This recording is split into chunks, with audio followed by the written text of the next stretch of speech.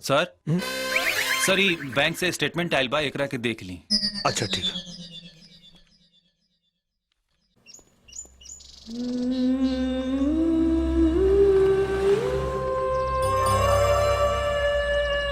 रुका रुका, गाड़ी रुका।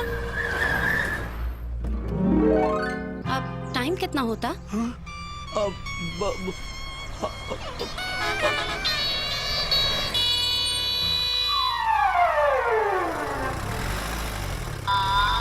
चलो ये बस का पीछा करा।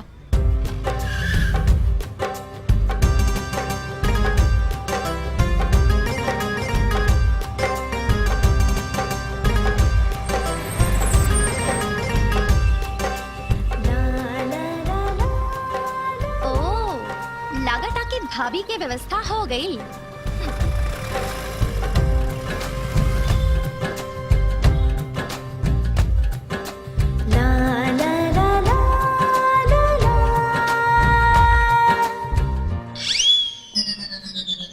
ये लड़का कौन है? पता नहीं दीदी, कई दिनों से मेरा पीछा कर रहा है। तो तुम इसकी शिकायत क्यों नहीं करती हो?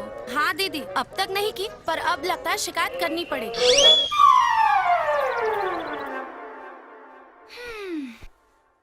भैया, ओ बस वाली कह रहे हो? बस वाली? कौन बस वाली? अरे उहे जेकरा संगे बस में तू घूमत रहला ह। हमरा लगे तो खुदे कार बा, हम काहे के बस में घूमी?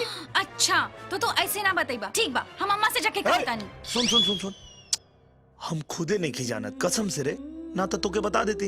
अच्छा तो तू बिना जानले ओकरे संगे बस में घूमत रहला हा?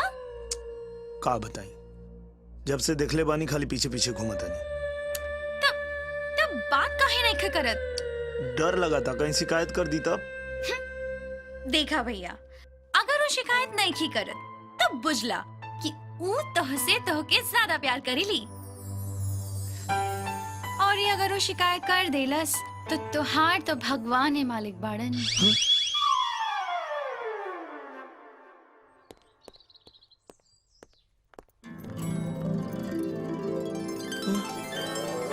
लगा ब्रिजेश चाचा से शिकायत करे आयल बिया।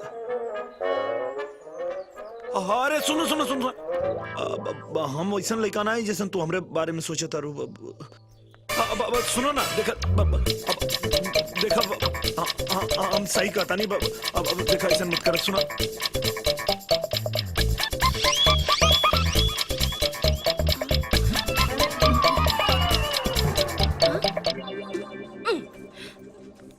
Excuse me. यस मैम, हमके ब्रिजेश जी से मिले के बाद प्लीज आप वेट कीजिए। ओके।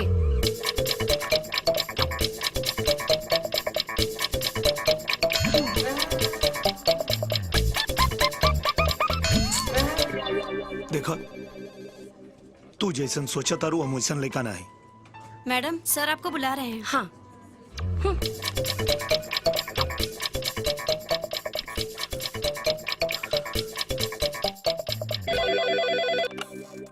हाँ दीपक, हाँ तनी हमरे केबिन में आवा था। जी चाचा जी।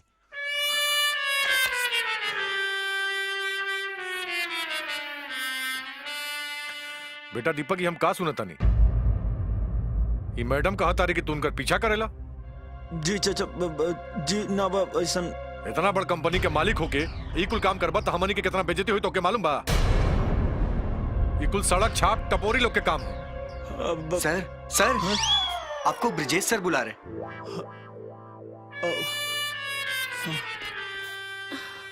हाँ दीपक बैठा।